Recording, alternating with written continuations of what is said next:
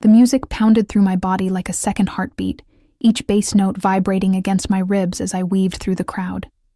Crystal chandeliers cast fractured light across the marble floors of the hotel ballroom, transforming ordinary faces into kaleidoscope masks.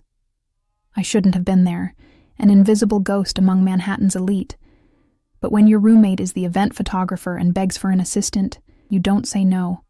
Not when you're 3 months behind on rent. "Just hold the reflector and stay out of the way," Zoe had said, squeezing my arm before disappearing into the crowd, leaving me alone with equipment I barely knew how to use. The champagne they'd offered staff was cheap, nothing like what flowed freely for the guests, but it hit my empty stomach hard. I hadn't eaten since yesterday's half sandwich. The room tilted slightly as I pressed my back against a pillar, trying to steady myself. My black uniform, borrowed from Zoe's closet, hung loose around my waist. I'd lost weight again. That's when I first noticed him. He didn't move like the others. While the crowd ebbed and flowed in chaotic patterns, he cut through like a blade. Straight, deliberate, unavoidable. 3 men flanked him, their eyes constantly scanning the room. His suit wasn't flashy like the tech executives or the Wall Street types, but something about the fabric caught the light differently, absorbing rather than reflecting. Italian, custom-made. Even I knew enough to recognize that. When he turned, I glimpsed his profile. Sharp jaw, straight nose, dark hair cropped close at the sides but longer on top. Not classically handsome, but magnetic. Something ancient in my brain whispered danger. I looked away too late, his gaze locked with mine across the room, and for a moment, everything else blurred. A half smile appeared on his face, there and gone like a camera flash. I felt naked, exposed, as if he'd reached across the distance and peeled back my skin to examine what lay beneath. "Move, will you?" Someone bumped into me, spilling champagne down my borrowed dress. The spell broke. I mumbled an apology, dabbing futilely at the stain with a cocktail napkin. When I looked up again, he was gone. "Emma, there you are." Zoe materialized beside me, camera hanging around her neck. "I need you upstairs for the balcony shots. The client wants the whole ballroom from above." I followed her to the grand staircase, grateful for a task to focus on. The second floor was quieter, the music a distant thrum. We found a service door that led to a small balcony overlooking the ballroom. "Hold this." Zoe thrust the reflector into my hands. "And don't drop it. It costs more than your student loans." The joke hit too close to home. My stomach lurched as I positioned myself beside her, arms trembling slightly from exhaustion and hunger. Below, the party swirled in patterns of wealth and power I'd never understand. The champagne, the stress, the hunger, it all crashed against me in waves. Black spots danced at the edges of my vision. "I need to sit down," I murmured, but my voice was lost beneath the music. The spots expanded, merging into darkness. The last thing I remembered was the reflector slipping from my fingers, Zoe shouting my name, and the sensation of falling. Then, nothing. I awoke to the scent of leather and something spiced, sandalwood, perhaps, or amber. My eyelids felt heavy, but I forced them open. The first thing I saw was not where, but who. Him. The man from the ballroom. His face hovered above mine, features sharper up close. Deep-set eyes the color of burnt copper studied me with unnerving intensity.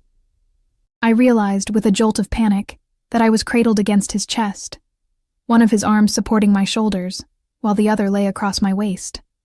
"Don't move," he said, his voice lower than I'd expected, a rough edge beneath the cultured tone. "You fainted." We were in a car. No, a limousine, the privacy divider up, enclosing us in a cocoon of soft lighting and plush seating. Outside the tinted windows, Manhattan slipped by in streaks of neon and shadow. "Where?" My voice cracked. I tried again. "Where are you taking me?" "Hospital." I struggled to sit up, panic giving me strength. No hospitals. I can't afford." I bit my lip, embarrassment flooding through me. "I'm fine. It was just low blood sugar. Please, just let me out here." His arm tightened around me, not painfully, but with unmistakable authority. "You hit your head when you fell. You need medical attention. Who are you?" I managed, though I suspected I already knew. There had been whispers at the party about a guest no one dared approach directly. Someone powerful enough to make politicians and billionaires nervous. He studied me for a long moment, as if weighing what to tell me. "Alessandro Russo," he finally said, not offering his hand, not adding any title or explanation. The name hit me like cold water. Everyone in New York knew the Russo family. Officially, they owned real estate and shipping companies. Unofficially, they controlled much of the city's underworld. I'd read enough headlines to know that law enforcement couldn't touch them. Witnesses disappeared, and prosecutors suddenly dropped cases. I was alone in a car with a man who could make people vanish. "Your friend, the photographer, she's following in another car," he added, misreading my fear. "She wanted to accompany you, but there wasn't room with my security." "I need to go home," I said, trying to keep my voice steady. "Thank you for helping me, Mr. Russo, but I'm really fine." His lips curved slightly. "Alessandro," he corrected. Then, "What's your name?" Something told me lying would be dangerous. "Emma Calloway." "Emma," he repeated, as if tasting the name. "You work for the event company?" "No, I was just helping my roommate. I'm a student at NYU, fine arts program." I was babbling now, words spilling out unchecked. "I graduate this spring, if I can afford the last semester's tuition." His expression changed subtly, interest sharpening. "You're an artist?" I nodded, not trusting my voice anymore. Why was he asking? Why did he care? The car slowed, then stopped. We'd arrived at a private entrance to what looked like an upscale medical facility. Not a regular emergency room. "This is my family's medical center," he explained, reading my confusion. "They'll take care of you." Before I could protest again, the door opened. One of his security men stood waiting. With surprising gentleness, Alessandro shifted me toward the door, but kept one arm firmly around my waist. "I can walk," I insisted weakly. "Humor me," he replied, guiding me out of the car with practiced ease. Inside, everything happened quickly. I was taken to an examination room that looked more like a luxury hotel suite than a hospital. A doctor appeared, a woman in her 50s with a kind face, but eyes that darted nervously to Alessandro. "It's likely just dehydration and low blood sugar," she told him after examining me, "but we'll run some tests to be sure there's no concussion." Alessandro nodded. "Do whatever is necessary. I'll wait." "That's really not," I began, but he cut me off with a look. "I'll wait," he repeated, this time to me. After blood draws and a quick CT scan, the doctor confirmed her initial assessment. "You need rest, proper nutrition, and fluids," she told me. "I'm prescribing some vitamins and setting up a follow-up appointment." "I can't afford," I started to say. "It's taken care of," Alessandro interrupted. He'd stayed nearby throughout, making calls in hushed Italian that I couldn't understand. When the doctor left, he approached my bedside. "When was the last time you ate a proper meal, Emma Calloway?" The question caught me off guard. I looked down at my hands. "Yesterday. Maybe the day before." Something flashed across his face. Anger, but not directed at me. "That ends now." A nurse appeared with discharge papers. As I signed them, I noticed all billing information had been blacked out. Alessandro guided me back to the waiting limousine, his hand at the small of my back, not forcing, but unmistakably present. Inside the car, he handed me a small paper bag. "You need to eat something before taking the medication." Inside was a gourmet sandwich and bottled water. My hunger overwhelmed my pride, and I ate quickly, aware of his eyes on me. "Your roommate has been informed that you're safe, and will be brought home soon," he said once I'd finished. She was quite concerned. Relief washed through me. At least Zoe knew where I was. "Thank you," I said softly, "for everything. But you really didn't have to do all this." "Yes," he said simply. "I did." The car stopped outside my apartment building in Brooklyn, a run-down walk-up that looked especially shabby after the luxury I'd just experienced. Alessandro frowned as he took in the graffiti-covered entrance, the broken security door. "This is where you live?" I bristled despite myself. "Not everyone can afford Manhattan penthouses, Mr. Russo." He didn't respond to my tone. Instead, he reached into his jacket and withdrew a business card. Simple, cream-colored stock with just his name and a phone number embossed in black. He pressed it into my palm, his fingers lingering against mine. "If you need anything at all, you call this number. It reaches me directly." I stared at the card. "Why would you—" "I have a proposition for you," he cut in. "A business proposition. Your artwork." My heart skipped. "My artwork? I collect pieces from emerging artists. I'd like to see your work."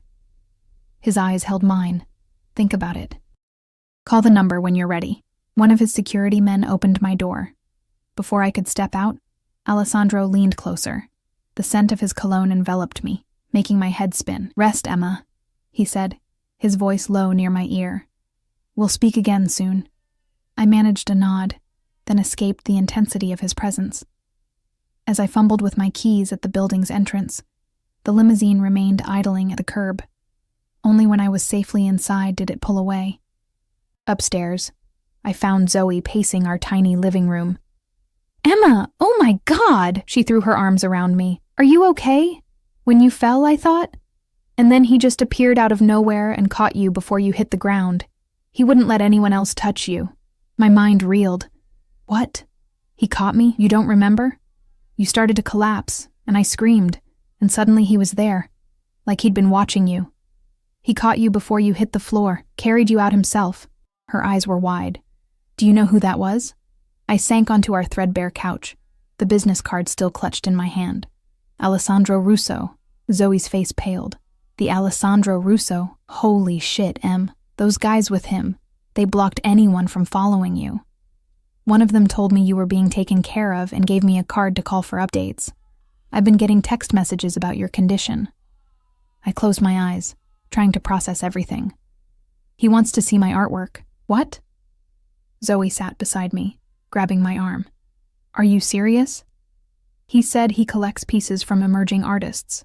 Even saying it aloud sounded absurd. Zoe was quiet for a long moment. "Em, be careful. Guys like that, they don't just help random girls out of kindness." I thought about the way he'd looked at me, the gentle way he'd held me, the authority in his voice when he said that ends now about my hunger. "I know," I whispered. But later that night, as I lay in bed staring at the ceiling, his business card on my nightstand, I couldn't stop thinking about the moment when I'd first opened my eyes in his arms, his face hovering above mine, those copper eyes searching my face as if memorizing every detail. In my half-conscious state, just before fully waking, I could have sworn I heard him whisper something as he held me, a single word that made no sense. Hours. 3 days passed before I found the courage to call the number on Alessandro's card. 3 days of Zoe alternating between excitement, "Do you know how much his kind of people pay for art?" and concern, "Just be careful, Em. Men like him always want something." 3 days of trying to convince myself I had imagined the whispered word, the intensity in his eyes. My finger hovered over the call button for nearly 10 minutes before I finally pressed it. The phone rang twice before a deep voice answered. "Not Alessandro's. Ms. Calloway," the man said. Not a question, but a statement. "The boss is expecting your call." My stomach dropped. How did they know it was me? I hadn't even given my name to the caller ID. Before I could respond, there was a rustling sound, and then Alessandro's voice came through the speaker, sending an involuntary shiver down my spine. "Emma," he said, and somehow the way he pronounced my name made it sound like something precious. "I was beginning to think you wouldn't call." My voice caught. I cleared my throat and tried again. "I've been thinking about your offer. To see my artwork." "Good. Are you free tomorrow afternoon?" The question caught me off guard. I had expected more preamble, perhaps a formal gallery appointment. "Yes, I don't have classes on Fridays." "Perfect. My driver will collect you at 2. It wasn't a request. Bring samples of your work, whatever you consider your best pieces." "Mr. Russo?" "Alessandro," he corrected, the same way he had in the car. "Alessandro," I repeated, the name feeling foreign on my tongue. "I don't think I can transport my larger canvases. I work primarily in oils, and some of them are quite big." There was a pause, and I could almost feel him recalibrating. "Where do you work? Do you have a studio?" "Just my bedroom," I admitted, embarrassment warming my cheeks. I had studio space at school, but I couldn't afford the fees this semester. Another pause. Longer this time. When he spoke again, his voice had an edge to it. Give me your address. I'll come to you. Alarm bells rang in my head. A man like Alessandro Russo in our shabby apartment? That's not necessary. It is. He cut me off. If I'm to properly evaluate your work, I need to see it in its entirety, not just samples. I swallowed hard. There was no graceful way to refuse without losing this opportunity completely. And despite my apprehension, a part of me, the part that had been creating art in obscurity for years, desperately wanted someone to see my work. Really see it. Okay, I said finally, giving him my address, though he likely already had it. 2:00 tomorrow, he confirmed. And Emma? Yes? Eat something today. The line went dead. I stared at my phone, equal parts irritated and intrigued by his commanding tone. Who tells a stranger to eat? But then again, he had seen me at my worst, fainting from hunger, vulnerable and embarrassed. That evening, I spent hours cleaning our apartment, then rearranging my paintings to create a makeshift gallery in our small living room. Zoe helped, moving furniture to make more space, hanging pieces on every available wall. You know, she said, stepping back to examine a large canvas depicting a woman dissolving into smoke. These are really good, Em. Like, seriously good. I know I've said it before, but seeing them all together like this... She whistled low. No wonder he wants to see them. He hasn't seen them yet, I reminded her, anxiety churning in my stomach. And he's probably just being polite because of what happened at the party. Zoe gave me a skeptical look. Men like Alessandro Russo don't do anything out of politeness. They do things because they want something. She hesitated. Just promise me you'll be careful tomorrow. Don't be alone with him. We'll be right here in the living room, I assured her, though the thought of being alone with him sent contradictory pulses of fear and anticipation through my body. I'll try to come home early, she promised. That night I barely slept. Every time I closed my eyes, I saw his face, felt the phantom sensation of his arms around me. By morning, dark circles shadowed my eyes, and no amount of concealer could hide my exhaustion. At precisely 2:00, a sharp knock came at our door. My heart hammered as I crossed the living room, wiping my sweaty palms on my jeans before opening the door. Alessandro filled the doorframe, taller than I remembered, dressed in a charcoal suit that probably cost more than a year's rent. Behind him stood one of his security men, face expressionless. Emma, Alessandro said, his eyes sweeping over me in a quick assessment that missed nothing, not the nervous fidget of my hands nor the dark circles under my eyes. You didn't sleep. Not a question. I stepped back, allowing him to enter. I was preparing, I said, gesturing to the living room where my paintings were displayed. He nodded to his security man, who took up position outside the closed door. Then he turned his full attention to the room, to my art. I watched his face as he moved slowly from piece to piece, studying each with an intensity that made my skin prickle. For several minutes he said nothing, just moved methodically around the room.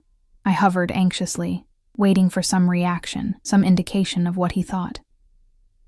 Finally he stopped before my largest canvas, a dark cityscape with a single illuminated window, a solitary figure silhouetted against the light. This one, he said, turning to me. Tell me about it. I moved closer, but maintained a careful distance. It's called Witness. It's about urban isolation, how we can be surrounded by millions of people but still completely alone. How we watch each other from a distance but rarely connect. He studied me with the same intensity he'd given the painting. You feel this way? Isolated. The question felt too personal, but something in his gaze compelled honesty. Sometimes. Don't we all? No, he said simply. Not all of us. He turned back to the painting. How much? I blinked, caught off guard. I'm sorry? How much for this piece? My mind went blank. I'd sold a few small paintings through student exhibitions, but nothing this size, nothing this personal. I don't know. I hadn't thought about selling it. Alessandro turned to me fully, his expression unreadable. Everything has a price, Emma. Name yours. Something about his phrasing sent a shiver through me. 5,000, I blurted out, naming a figure that seemed outrageous to me. The corner of his mouth twitched, not quite a smile. That's severely undervalued. He reached into his jacket and withdrew a checkbook. 20,000. I gasped. That's too much. It's not worth. I decide what things are worth to me, he interrupted, already writing the check. And I want this piece, along with those two. He nodded toward a pair of smaller canvases. One of a woman with her back turned, looking out over turbulent water, another of hands reaching through darkness toward a single point of light. I felt dizzy. Those as well? 10,000 each. He tore out the check and held it out to me. 40,000 total. My hand trembled as I took the check, staring at the amount written in bold, confident strokes. This was more money than I'd ever seen at once. Enough for tuition, rent, supplies for a year or more. Why? I managed to ask, looking up at him. Alessandro studied me for a long moment. Because they speak to me, because you have talent that deserves recognition, and because I want them. There was something beneath his words, something unspoken that hung in the air between us. Before I could decipher it, he moved closer, into my personal space, not touching me, but near enough that I could smell his cologne, feel the heat radiating from his body. You're not eating properly, he said, his voice low. You're still too thin. I crossed my arms defensively. I eat enough. No, you don't. His eyes narrowed. And you're not sleeping. Are you always this careless with yourself? Irritation flared. With all due respect, Mr. Russo. Alessandro, I corrected, meeting his gaze despite the intimidating intensity. My eating and sleeping habits are none of your concern. Something dangerous flashed in his eyes, there and gone in an instant. They became my concern the moment you collapsed in my arms, Emma. The memory of that moment, of waking in his embrace, disoriented and vulnerable, sent heat through my body. That was an unusual circumstance. It won't happen again. He stepped closer, and this time his hand came up, fingers brushing my cheek in a touch so light it might have been imagined. See that it doesn't. I won't always be there to catch you. I couldn't breathe. Couldn't think past the sensation of his fingertips against my skin. When he withdrew his hand, it felt like losing something essential. I'll send people to collect the paintings tomorrow, he said, his tone shifting to business-like efficiency. In the meantime, use some of that money to eat a proper meal and get some rest. I nodded, still clutching the check. Thank you. For the purchase, I mean. It's the investment, he replied. I have an eye for potential, for things of value others overlook. His gaze traveled over me again, more deliberately this time. Very few people surprised me, Emma Calloway. You did. Before I could respond, he turned toward the door. I have a gallery opening next Friday evening. A private showing for a new artist I'm sponsoring. I'd like you to attend. Me? Why? Because I think you'll find it educational, and because I want you there. He reached into his pocket and produced a cream-colored envelope. The details are inside. My driver will collect you at 8. Again, not a request. I took the envelope, fingers brushing his. I don't have anything to wear to that kind of event. A small smile curved his lips. That's been taken care of as well. What do you mean? You'll see. He moved to the door, opening it to reveal his waiting security man. Friday, 8 o'clock. Eat something substantial before then. Then he was gone, leaving behind the scent of his cologne, a check for $40,000, and 1,000 unanswered questions. I sank onto the couch, staring at the check in my hand. It felt surreal, like something from a dream or a nightmare. What did he really want from me? Men like Alessandro Russo didn't pay $40,000 for paintings from unknown artists without expecting something in return. My phone buzzed with a text message from Zoe. Sorry, can't get away from work. Everything okay? Is he still there? I typed back. He's gone. He bought 3 paintings for $40,000. Her response came instantly. What? OMG, are you serious? Before I could reply, another text appeared. Wait, what does he want in return? The same question that was spinning through my own mind. What did Alessandro Russo want from me? And why did the intensity in his eyes, the gentleness of his touch, make me almost not care about the answer. 2 hours later, as I was still trying to process everything, a delivery arrived. A large white box tied with a black satin ribbon. The delivery person refused to tell me who it was from, but I already knew. Inside, nestled in layers of tissue paper, lay a dress of deep midnight blue, the fabric catching the light like water. Alongside it was a smaller box containing delicate silver jewelry and a pair of heels that looked Italian and expensive. At the bottom was a card with a single line written in strong, slanted handwriting. For Friday. Wear your hair down. I ran my fingers over the dress, the silk cool and smooth against my skin. It was the most beautiful thing I'd ever seen, and probably cost more than all my possessions combined. This was dangerous. He was dangerous. Everything about this situation screamed at me to run, to tear up the check, return the dress, forget Alessandro Russo and his intensity, his unexpected gentleness, his commanding presence. Instead, I found myself lifting the dress from its box, holding it against my body as I looked in the mirror. It would fit perfectly, as if he'd somehow known my exact measurements, as if he'd studied me. The thought should have frightened me. Instead, I felt a thrill run through me, a dangerous, forbidden excitement at being seen, truly seen, by someone like him. Friday suddenly seemed very far away. The next morning, I deposited the check, half expecting it to bounce despite knowing it wouldn't. By afternoon, the funds were in my account, more money than I'd ever had at once. I paid my outstanding tuition balance, bought art supplies, and set aside money for rent and groceries. Still, most of it remained, a strange security I'd never known before. True to his word, men came for the paintings, handling them with professional care, wrapping each meticulously before carrying them away. They left me with a receipt and another business card, this one for an art gallery in Chelsea. The owner's name was circled in the same strong handwriting. She's expecting your call. That evening, as I sat on the fire escape outside our apartment window, sketching the sunset, my phone rang with an unknown number. Ms. Calloway? A woman's voice asked when I answered. This is Sophia Russo, Alessandro's sister. My pencil froze mid-stroke. Oh, hello. My brother asked me to call you, she continued, her voice pleasant but reserved. He mentioned you might need assistance preparing for Friday's event. That's not necessary.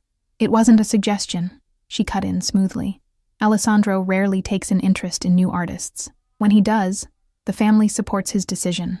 I'll pick you up tomorrow at noon. We'll have lunch, then visit my personal stylist. Like her brother, Sophia Russo didn't make requests. She stated what would happen. Before I could formulate a response, she added more softly, He told me about your work. I'd like to see it for myself sometime. Of course, I managed. Good. Noon tomorrow, then. She hung up. I stared at my phone, then out at the darkening sky. What was happening to my life? A week ago, I was just another struggling art student, invisible and forgettable. Now I had caught the attention of one of New York's most powerful and dangerous families, all because I'd fainted at a party. All because Alessandro Russo had caught me as I fell. All because he'd whispered that single, inexplicable word as I lay unconscious in his arms. Ours. Sophia Russo was nothing like her brother. Where Alessandro emanated danger and intensity, Sophia was all polish and practiced charm. She arrived in a sleek black Mercedes, not a limousine, with only a driver and no visible security. Her handshake was firm, her smile diplomatic, her designer outfit impeccable without being flashy. "You're smaller than I expected," she said, appraising me as we settled into the back seat.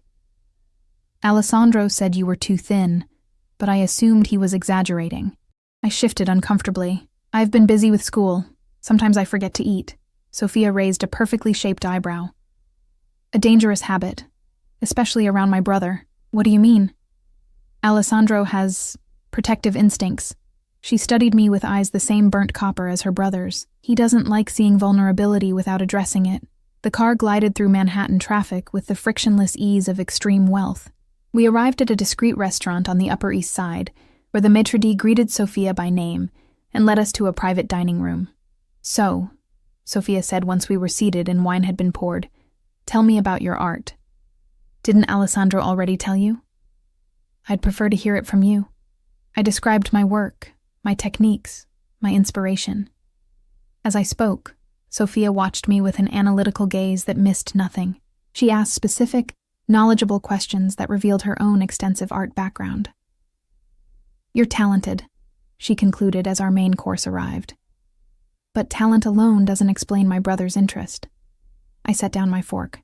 "What does that mean?" Sophia took a sip of wine, considering her words. "Alessandro doesn't collect art for status or investment, though he's shrewd about both. He collects pieces that speak to him on a personal level." She leaned forward slightly. "The fact that he purchased 3 of your works at once is unusual. I got the impression he overpaid significantly." "Oh, he absolutely did." Sophia waved a dismissive hand. "But money means nothing to him. Your paintings contain something he wanted to possess." A chill ran through me at her phrasing. "I just paint what I see and feel. And what my brother saw in your work resonated with him." She studied me again. "What happened at the gallery event? Alessandro told me you fainted, but he was unusually vague about the details." I described the night, ending with waking up in Alessandro's arms. I omitted the whispered word. It felt too private, too confusing to share, even with his sister. Sophia listened intently. When I finished, she nodded slowly. "And now he's invited you to the opening on Friday, as his guest. Is that significant?" "Alessandro doesn't bring guests to business events," Sophia said carefully. "Ever." The implications hung between us. I pushed my half-eaten food around my plate, appetite suddenly gone. "I don't understand what he wants from me." Sophia's expression softened fractionally. "Neither does he, I suspect." She reached for her purse. "Come, we have appointments to keep." The rest of the afternoon passed in a whirlwind of luxury. Sophia's stylist worked on my hair and makeup, teaching me techniques for the event. A personal shopper brought selections that complemented the blue dress. Sophia supervised everything with crisp efficiency, occasionally stepping away for hushed phone calls in Italian. By 5 o'clock, I barely recognized myself in the salon mirror. My usually unruly hair fell in soft waves, my skin looked luminous, and I'd learned how to recreate the subtle makeup look for Friday. "Alessandro was right about your bone structure," Sophia commented as we returned to the car. "You clean up remarkably well." I wasn't sure if it was a compliment or an observation. "Thank you for today," I said. "For everything." She waved my gratitude away. "This isn't charity, Emma. When a Russo shows interest in something, or someone, we protect that interest." She handed me a small shopping bag containing cosmetics and accessories. "Friday is important to Alessandro. Important people will be there. Don't embarrass him." "I'll do my best," I said stiffly. Sophia's expression thawed slightly. "That came out harsher than intended. What I meant was, be yourself, but the best version. The version I've seen glimpses of today." Her tone softened further. "My brother doesn't extend himself for just anyone. There must be something special about you." Before I could respond, the car stopped outside my building. Sophia's eyes narrowed at the graffiti-covered entrance. "This neighborhood isn't safe. It's all I can afford," I said, though that wasn't entirely true anymore. "Thank you again for today." Sophia nodded. As I reached for the door handle, she spoke again. "Emma, one more thing." I turned back. "Yes?" "Be careful with Alessandro," she said, her voice uncharacteristically gentle, "not because he would hurt you, but because he doesn't know how to care for fragile things without breaking them." The warning stayed with me for the next 2 days, echoing in my mind as I tried to focus on schoolwork and not the approaching Friday evening. Sophia had given me a glimpse into Alessandro's world, a world of wealth, power, and unspoken rules I didn't understand. Friday arrived with a mixture of anticipation and dread. I spent hours getting ready, following Sophia's instructions meticulously. When I finally stepped into the midnight blue dress, it fit as if created specifically for my body. The silk flowed like water, making me feel simultaneously exposed and armored. At precisely 8, a knock came at the door. I opened it, expecting a driver, but found Alessandro himself standing there. For a moment he simply looked at me, his expression shifting subtly from appreciation to something deeper, more possessive. "Beautiful," he said finally. the single word carrying more weight than effusive praise. I flushed under his scrutiny. "Thank you. And thank you for the dress. You shouldn't have—" "I wanted to," he cut in. "It suits you." In the sleek black limousine, Alessandro sat closer than necessary, his thigh occasionally brushing mine when the car turned. He smelled of that same sandalwood cologne, mingled with something distinctly his. "Sophia tells me you had a productive day together," he said, his eyes still moving over me in that assessing way that made my skin tingle. "She was very helpful." I hesitated. "She seems protective of you." A slight smile curved his lips. "My sister sees herself as the family diplomat. She smooths the way." His hand moved to rest beside mine on the seat, not touching but close enough that I could feel its heat. "Did she warn you about me?" The directness of the question startled me into honesty. "Yes." "And yet you're here. Not a question, but a statement tinged with satisfaction." "I'm curious," I admitted. "About the gallery, about your world, about why you're doing all this." He studied me for a long moment. "Curiosity can be dangerous, Emma." "So I've heard." His smile widened fractionally. "Sophia approves of you, despite her warnings. That's rare." The gallery was in a converted warehouse in Chelsea, the space transformed into a minimalist showroom with dramatic lighting. As we entered, conversations paused, heads turned. Alessandro's hand settled on the small of my back, guiding me through the crowd.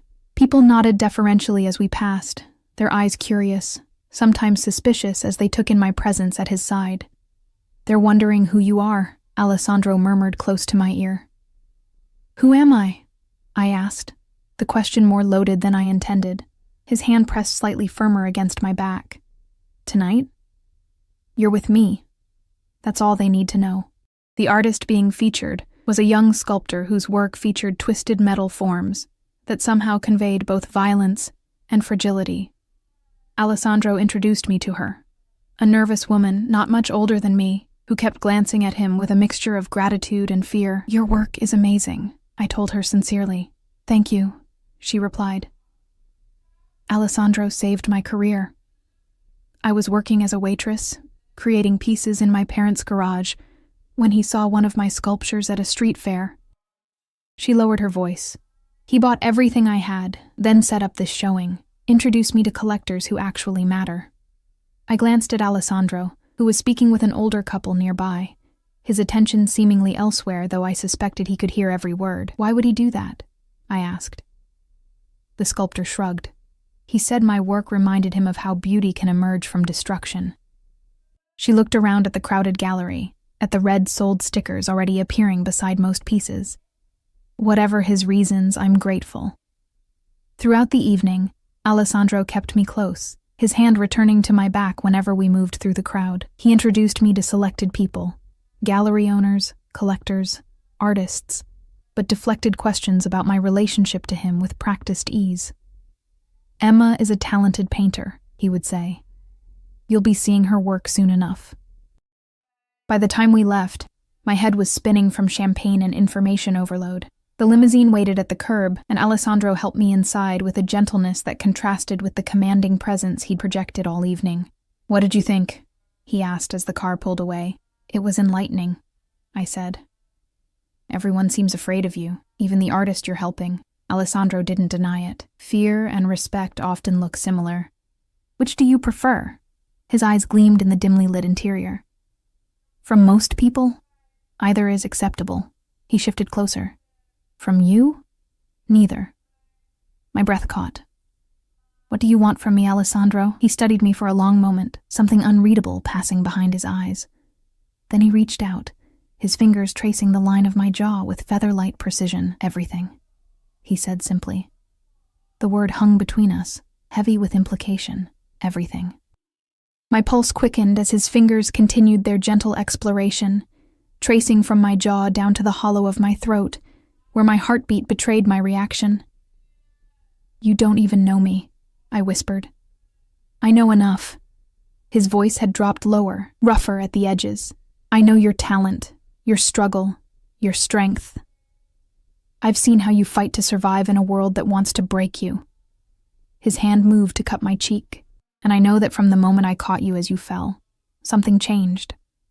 I couldn't look away from his gaze, couldn't pretend I didn't feel the electric current running between us, for you or for me. Both. Alessandro leaned closer, his breath warm against my lips. Tell me you don't feel it too, Emma. Tell me. And I'll stop. The invitation to refuse was there, genuine despite the power he held over me in so many ways. I could end this now, with a single word.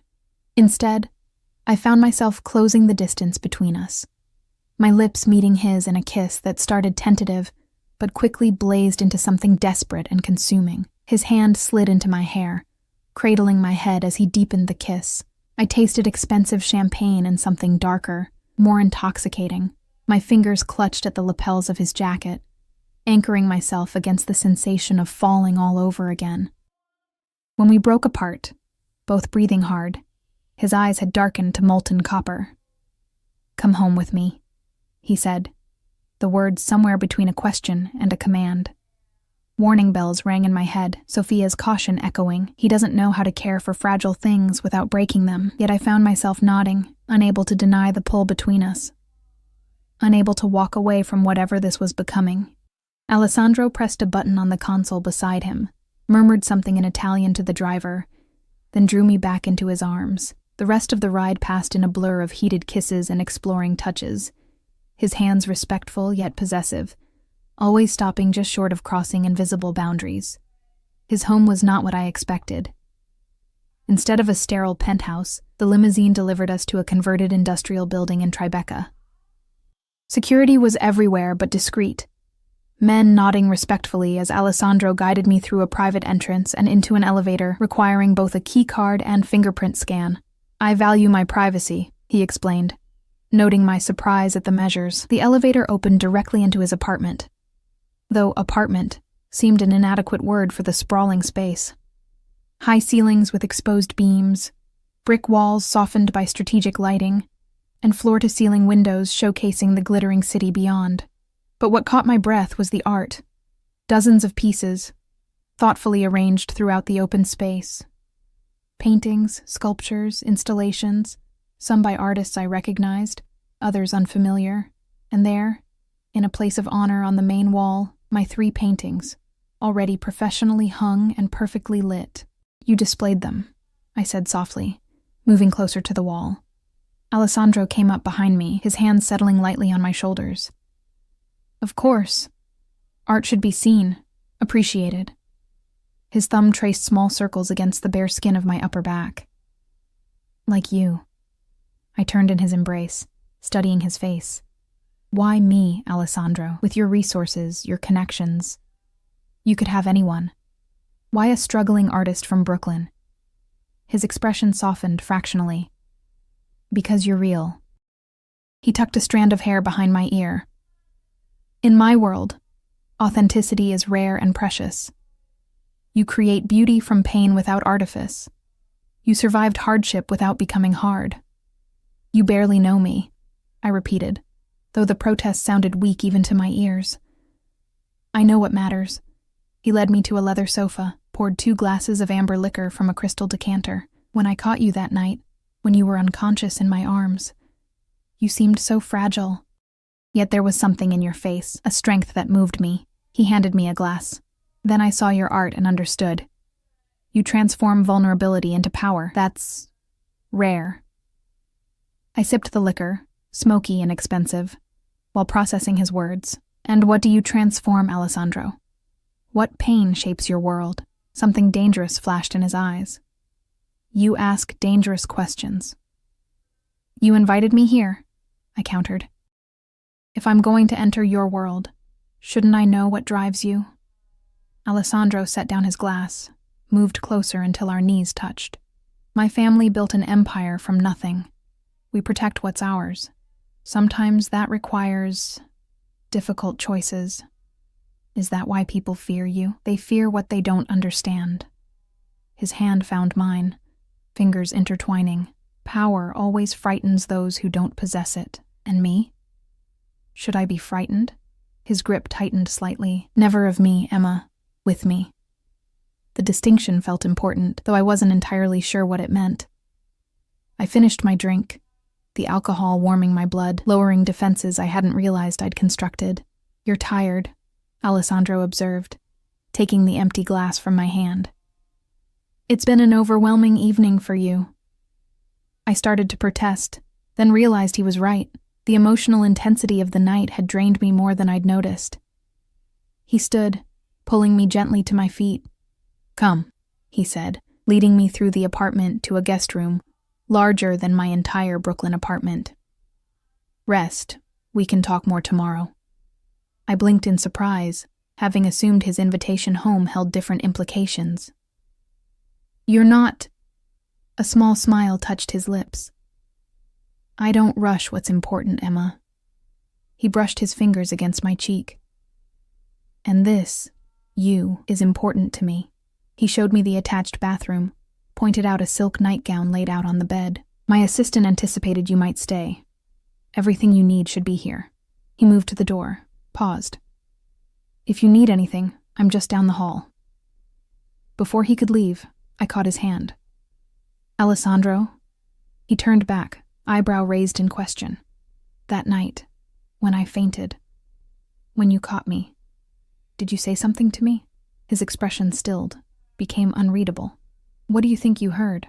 I hesitated, then decided on honesty. "It sounded like ours, but that doesn't make sense." Alessandro studied me for a long moment. Then he stepped closer, his hand cupping my face with surprising gentleness. "Sleep, Emma. We'll talk tomorrow." He pressed a kiss to my forehead and left, closing the door softly behind him. I stood frozen, more confused than ever, neither confirming nor denying. But something in his reaction told me I hadn't imagined it. I'd heard correctly. But what could it possibly mean? The nightgown fit perfectly, like everything else Alessandro had provided. I slipped between silken sheets, my body exhausted, but my mind racing. Despite my mental turmoil, sleep claimed me quickly, deep and dreamless. I woke to sunlight streaming through windows and the scent of coffee. For a moment I was disoriented, the luxurious surroundings unfamiliar. Then memories flooded back, the gallery, the limousine, Alessandro's kiss, his mysterious non-answer to my question. After showering in the marble bathroom stocked with expensive toiletries, I found clothes laid out, designer jeans and a cashmere sweater that fit as if made for me. The thought was both comforting and unsettling. How much had Alessandro planned? How long had he been watching me before that party? I followed the coffee scent to the kitchen, where I found not Alessandro, but a middle-aged woman preparing breakfast. "Good morning, Miss Emma," she said with a slight accent, Eastern European perhaps. "Mr. Russo had to step out for a business matter but said to make you comfortable. Breakfast will be ready in 5 minutes." "Thank you." I accepted the coffee she offered, wandered to the floor-to-ceiling windows while I waited. The view was spectacular. Manhattan spread below like a living map, the morning sun glinting off glass and steel. My phone buzzed in the pocket of the borrowed jeans. A text from Zoe. Where are you? Did not come home last night? Are you okay?" I quickly responded, "I'm fine. At Alessandro's." "Nothing happened. We'll explain later." Her response was immediate. "Nothing happened? At Alessandro Russo's? Call me." Before I could reply, I heard the elevator doors open. Alessandro strode in, dressed impeccably in a charcoal suit, speaking rapid Italian into his phone. He spotted me by the windows and his expression warmed, though he continued his conversation for another minute before ending the call. "You slept well?" he asked, crossing to where I stood. I nodded. "Better than I have in months. Good." He brushed a kiss against my cheek, the gesture surprisingly domestic. "I'm sorry I wasn't here when you woke. An urgent matter required my attention." "It's fine. Your housekeeper has been very kind. Mrs. Petrova takes good care of me." He guided me to the dining area where breakfast was being laid out, an impressive spread of pastries, fruit, and eggs. "And now a view." Over breakfast, Alessandro outlined his day, meetings until early afternoon. Then he would be free. "I thought perhaps I could show you my other galleries. Several have spaces opening for exhibitions in the coming months." The implication was clear. "You want to show my work?" Of course. He said it as if it were the most natural thing in the world, as if unknown artists regularly received such opportunities. Your talent deserves to be seen. I set down my coffee cup carefully. Alessandro, this is happening very fast. Yesterday I was a student struggling to pay tuition. Today you're talking about gallery exhibitions. And it feels, I don't know, like I haven't earned it. His expression hardened slightly. The art world isn't a meritocracy, Emma. Talent means nothing without opportunity and connections. I'm offering both. Because you... What? Like my paintings? Like me? I met his gaze directly. What am I to you, Alessandro? He reached across the table, took my hand in his. You're something precious I found unexpectedly. Something I want to protect and nurture. His thumb stroked across my knuckles. Is that so difficult to accept when it comes from someone like you? Yes. Someone like me, he repeated, a dangerous edge entering his voice. And what am I, in your eyes? I didn't look away. Powerful. Dangerous. Someone who takes what he wants and eliminates obstacles. Someone people fear. I paused. Someone I'm drawn to despite all the warning signs. Alessandro's grip tightened. At least you're honest. He studied me for a long moment. My world is complicated, Emma. There are aspects of my business, my family that would disturb you. But I can promise you this. What I feel for you is real, unexpected, but real. What do you feel for me? I asked, my voice barely above a whisper. We barely know each other. Alessandro considered this, his thumb still making slow circles against my hand. In my experience, time is not the most reliable measure of connection. He leaned forward slightly. I've known people for decades whom I understand less than I understand you after these few days. That doesn't answer my question. A ghost of a smile touched his lips. No, it doesn't. He released my hand and stood. Come with me. I want to show you something. Curious. I followed him through the apartment to a door I hadn't noticed the night before. It required another key card to open, revealing a private study. Unlike the modern aesthetic of the rest of his home, this room was old world. Leather-bound books lining the walls, a massive antique desk, and the scent of aged paper and wood polish. Alessandro crossed to a painting mounted behind his desk, a small, dark piece depicting a young woman with haunted eyes standing before a burning building. The style was centuries old, Renaissance perhaps, but the emotion in the subject's face felt startlingly modern. My grandmother, he said, watching my reaction. Painted in 1942, after she fled the Nazis who burned her family home in northern Italy. I moved closer, studying the details, the subtle reflection of flames in her eyes, the way her hands were both clenched and protective. It's extraordinary.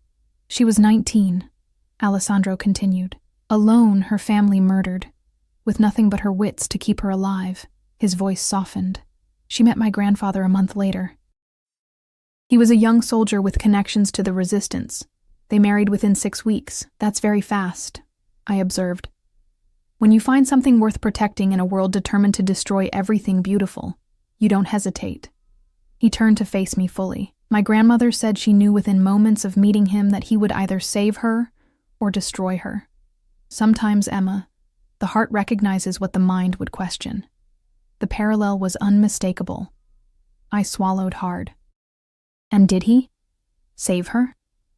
They saved each other. Alessandro's gaze was intense. They built a new life in America, created a family, an empire. Everything I have began with that moment, that recognition between them. Is that what this is? I asked, gesturing between us. Recognition? I believe so. He moved closer, his hand coming up to trace the line of my jaw. When I caught you that night, when I held you in my arms, something shifted. I can't explain it rationally. That's not very reassuring coming from a man in your position. Don't you need to be rational, calculating? In business, yes. In matters of the heart? He shrugged slightly. Even I must surrender to forces beyond my control sometimes. The vulnerability in that admission struck me more powerfully than any declaration could have. Alessandro Russo, admitting there were things he couldn't control. It humanized him in a way nothing else had. You still haven't told me what you whispered that night. I said. His expression became guarded, perhaps because I'm not sure you're ready to hear it. I'm stronger than I look. I'm well aware. His fingers moved from my jaw to the pulse point at my throat. Your heart is racing. You make me nervous. Good, he murmured, leaning closer. Nervousness is appropriate when standing at the edge of something life-changing. This time, I was the one who initiated the kiss, rising on my toes to press my lips to his. Alessandro responded immediately, his arms encircling me, drawing me against his body with controlled urgency. Unlike the tentative exploration of our first kiss, this was deeper, more demanding, a claiming on both our parts. When we broke apart, his eyes had darkened to that molten copper that made my stomach tighten. Stay with me today, he said, his voice rough. The meetings can wait. I hesitated, torn between desire and caution. I have classes. Skip them. His hands traced down my spine, settles possessively at the small of my back. Just for today. The recklessness of it appealed to something in me I hadn't known existed. The desire to throw caution aside, to dive headlong into whatever this was. Consequences be damned. Just for today, I agreed. His smile was transformative, warming his normally austere features. I'll make some calls. We spent the day in a bubble of intimacy that felt surreal. Alessandro showing me his private collection of art, explaining the stories behind each piece. We talked for hours about everything and nothing. My childhood in a small Pennsylvania town, my dreams for my art, books we'd read, places we wanted to see. He ordered lunch delivered from an exclusive restaurant, and we ate on the balcony overlooking the city. Afterwards, he showed me his extensive library, pulling volumes of art books I'd only seen behind glass in university collections. These are for reference, he said, placing a rare book of Renaissance sketches in my hands. Feel free to use anything here whenever you want. The casualness of the offer, as if I would naturally be spending enough time here to make use of his library, wasn't lost on me. Alessandro spoke of us as if we were already established, as if my integration into his life was a foregone conclusion. Part of me wanted to resist this assumption, to assert my independence. But another part, the part that had always felt unseen, unvalued, basked in his focused attention, in being treated as if I mattered. As evening approached, Alessandro received a call that made his expression darken. He spoke in rapid Italian, his tone hardening with each exchange. When he hung up, the warmth I'd witnessed all day had vanished, replaced by cold calculation. I need to go out, he said, already reaching for his jacket. A situation requires my personal attention. Is everything okay? He paused, considering his words. Business complications, nothing for you to worry about. He crossed to me, placed a gentle kiss on my forehead. My driver will take you home if you wish, or you're welcome to stay. I may be late. I thought of my tiny Brooklyn apartment, of Zoe's inevitable interrogation, of the cramped bed and noisy neighbors. Then I thought of this sanctuary with its library and art and silence. I'll stay, I decided, if that's really okay. Relief flickered across his face. More than okay. He hesitated, then added, Emma, there are aspects of my business that... It's better you don't know details. Safer for you. The reminder of who he really was, what he really did, sent a chill through me. I'd spent the day with Alessandro the art collector, the intelligent conversationalist, the attentive companion. But now Alessandro the Mafia boss was reasserting himself. I understand, I said quietly. His eyes searched mine, looking for judgment or fear. Finding neither, he nodded once. I'll have Mrs. Petrova prepare dinner for you. Don't wait up. After he left, the apartment felt emptier than its spacious dimensions warranted. I wandered through the rooms, examining artwork, trailing my fingers over books and furniture that cost more than I'd make in years. Eventually, I settled in the library with a rare volume of Botticelli's sketches and lost myself in the master's work. Mrs. Petrova brought a tray with dinner, simple but delicious pasta and a glass of wine.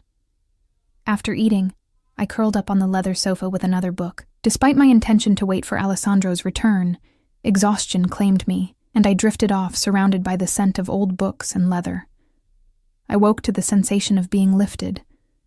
Disoriented, I blinked awake to find Alessandro carrying me toward the bedroom. "You're back," I murmured sleepily. "I told you not to wait up," he chided gently, pushing open the door to the guest room with his shoulder. "I didn't mean to." As my senses returned, I noticed he'd changed clothes. His new shirt was impeccable, but a faint metallic scent clung to him, copper and salt. I chose not to examine what that might mean. He laid me on the bed with surprising gentleness. "Sleep, Emma. We'll talk tomorrow." "Stay," I found myself saying, catching his hand as he straightened. "Please." Alessandro went still, his expression unreadable in the darkness. "Are you sure?" I nodded, shifting over to make room. After a moment's hesitation, he removed his shoes and jacket and stretched out beside me on the bed. I turned into him, resting my head on his chest, listening to the steady beat of his heart. His arm came around me, protective and possessive at once. "This wasn't my intention when I brought you here," he said quietly into the darkness. "I know." And somehow, I did know. Despite his reputation, despite the obvious attraction between us, Alessandro had been careful not to pressure me, not to take advantage of the power imbalance between us. We lay in comfortable silence for several minutes before I gathered the courage to ask the question that had been haunting me. "Alessandro, when I fainted at the party and you caught me, what did you whisper?" His body tensed almost imperceptibly beneath mine, for so long that I thought he wouldn't answer. He was silent.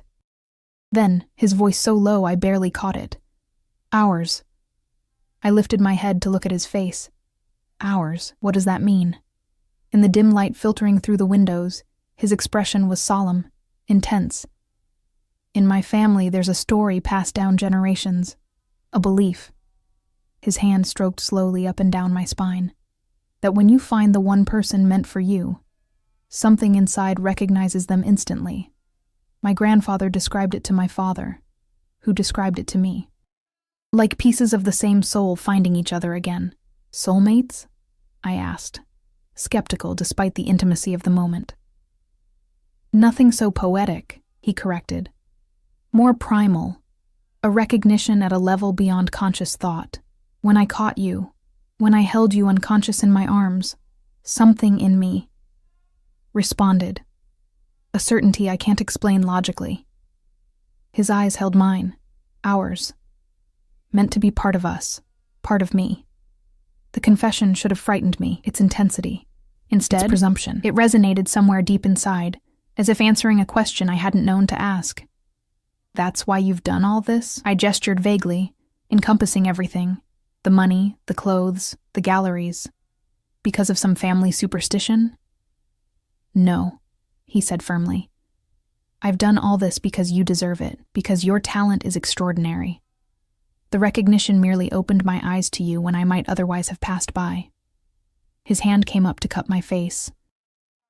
"I would never force you into anything, Emma. I may be many things, some of them dark, but never that." I believed him. Despite every rational objection, despite knowing so little about him beyond his reputation, I believed in his sincerity. "I should be running in the opposite direction," I whispered. "Why aren't you?" I considered the question seriously. "Because when I'm with you, I feel seen, like someone finally notices me. Not just my art or what I can offer, but me." Alessandro's thumb traced my lower lip. "I see you, Emma Calloway, all of you." He leaned closer, his breath warm against my lips. "And everything I am responds to everything you are." This time when we kissed, it was different, deeper, with an underlying urgency that hadn't been there before. His hands tangled in my hair as mine explored the solid planes of his chest. We moved together as if we'd done this countless times, as if our bodies already knew the language of each other. Clothes were discarded slowly. Each new revelation of skin met with reverent touches, unhurried exploration. When we finally came together, it was with a sense of inevitability, as if we were always meant to find each other this way, to connect in this most intimate manner. Afterward, lying tangled in silk sheets in each other's limbs, Alessandro held me close, his heartbeat strong and steady beneath my ear. "What happens now?" I asked, tracing patterns on his chest. "Whatever you want," he said, surprising me. "I won't pressure you, Emma. This us. It needs to be your choice." I propped myself up on an elbow to look at him. The great Alessandro Russo, leaving a decision to someone else? I'm shocked. A smile tugged at his lips. "Only for you." His expression grew serious. "My life is complicated. There are aspects of my family, my business, that will never be completely legitimate. I won't insult you by pretending otherwise. I know what your family does, Alessandro." "You know rumors, headlines," he corrected. "The reality is both less and more dramatic than what you've heard." He tucked a strand of hair behind my ear. "I can promise you safety, protection, everything material you could want, but I can't promise a simple life." I thought about my existence before him. The struggle to pay rent, to buy art supplies, to be noticed in a world that valued connections over talent. Then I thought about these past few days. Not just the luxury and opportunity, but the feeling of being valued, being seen. "I don't need simple," I said finally. "I just need real." Alessandro's eyes darkened. "What we have is real, Emma. Perhaps the only real thing in my world right now." He pulled me back into his arms, and we slept entwined, my head on his chest, his arms protective around me. The following months transformed my life in ways I could never have imagined. Alessandro kept his promises. My work was featured in prestigious galleries, collectors began acquiring my paintings, and critics praised my raw emotional honesty. I finished my degree with honors, no longer worrying about tuition or supplies. More importantly, I found in Alessandro a partner who challenged me, protected me, and loved me with an intensity that still sometimes took my breath away. He never hid the darker aspects of his world from me, but he kept them separate enough that I could pretend they didn't exist most days. Zoe worried constantly, though she warmed to Alessandro after he helped her secure a prestigious photography position. Sophia became, unexpectedly, both mentor and friend, guiding me through the complexities of Alessandro's world with surprising patience. 6 months after that fateful party, Alessandro took me back to the hotel ballroom where we first met. The space was empty, save for thousands of candles and an elaborate dinner for two beneath the crystal chandeliers. "This is where everything changed," he said, leading me to the exact spot where I'd fainted into his arms, "where I found you." He knelt on one knee, producing a ring box containing an antique diamond that had belonged to his grandmother, the woman in the painting. "Emma Calloway," he said, his voice rough with emotion. "I knew you were mine the moment I caught you. Will you be my wife?" Looking down at this powerful, dangerous, complex man who had seen me when I was invisible to everyone else, I knew there was only one possible answer. "Yes," I whispered, offering my hand. Hours. As he slipped the ring onto my finger, as he rose to kiss me beneath the same chandeliers where I'd once fainted from hunger and exhaustion, I understood that sometimes falling, literally and figuratively, leads not to disaster, but to being caught by the right arms at exactly the right moment. I had fallen into Alessandro Russo's world by accident, but I would stay by choice.